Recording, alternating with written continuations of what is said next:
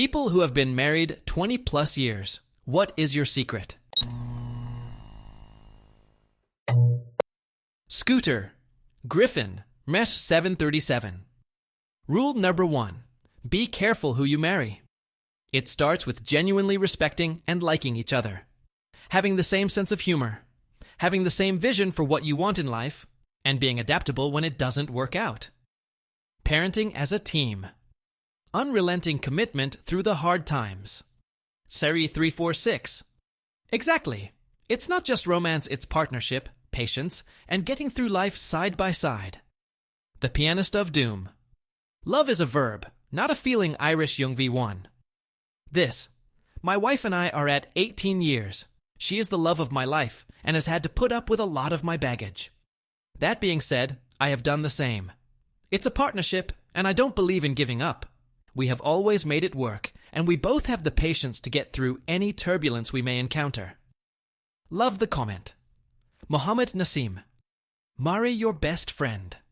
Lust fades, but laughter and respect will carry you through decades. Phone tap. You have to think super highly of your partner. You can't last 20 years thinking your spouse is a piece of shit, Bubba Shrump. This. I think the world of my husband. You will never catch me talking poorly about my husband, or ragging on him to anyone behind his back or in front of him. Hestia 79. This. My husband is my favorite person in the entire world. I love and respect him more than anyone, and he feels the same about me. That's the secret right there. If I have a complaint that's serious enough to bring up, I tell him. Not my mom, or my friend, or Reddit.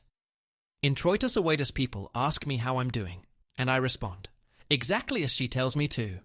Seriously, it will be 48 years in 9 days. We worked out disagreements, tried to never go to bed mad. She put up with my Marine Corps career, and I helped her with her nursing career. Now she is on dialysis at home. I'm her tech and caregiver. I still tell her I love her every morning. She was dropped on her head by a CNA in May and has now developed TBI, concussion dementia that comes and goes. So lately, it's been a roller coaster. Shreya 346.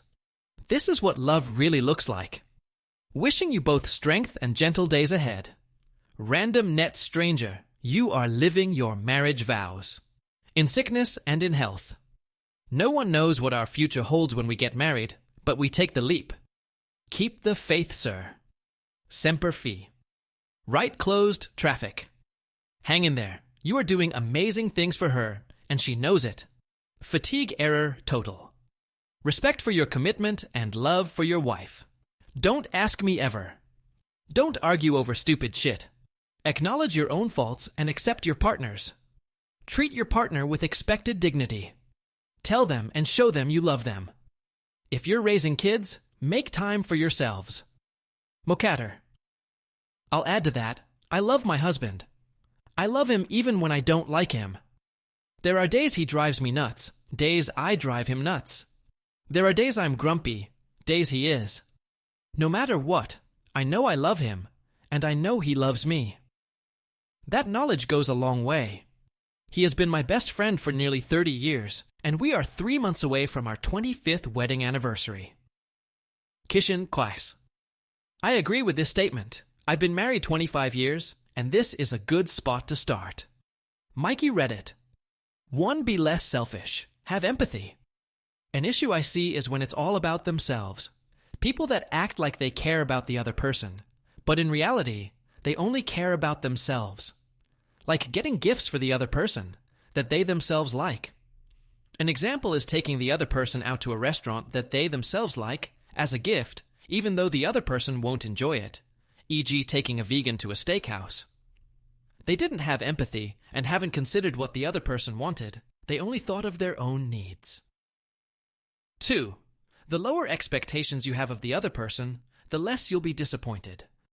The more things you expect someone to do something for you, the more disappointed you'll be.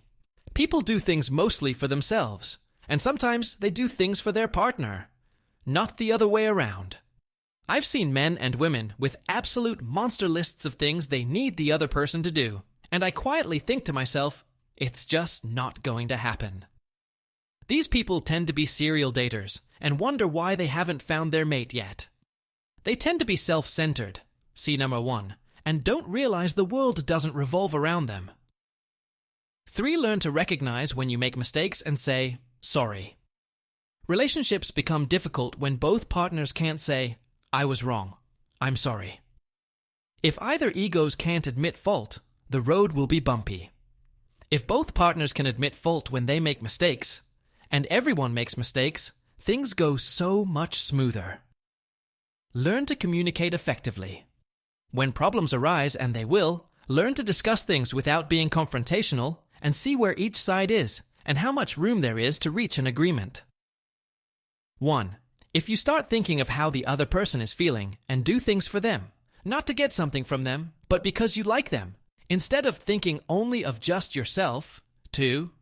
If you minimize strict rules on how the other person should behave.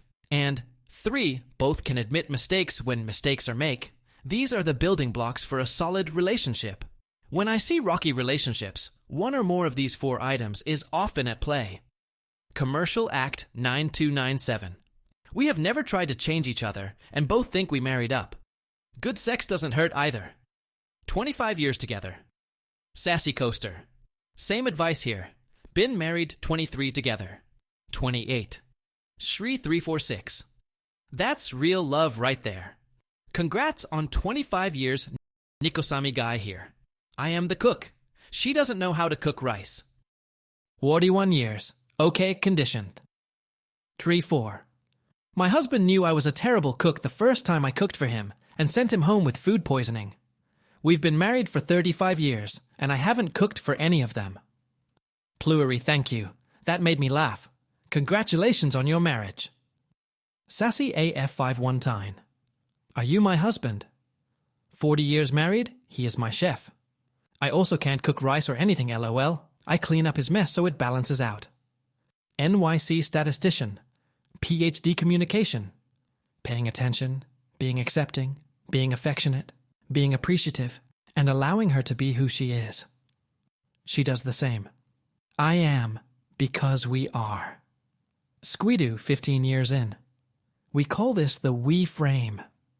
When we have a conflict, we both shift outside the I frame to work together to figure out what's best for us as a unit.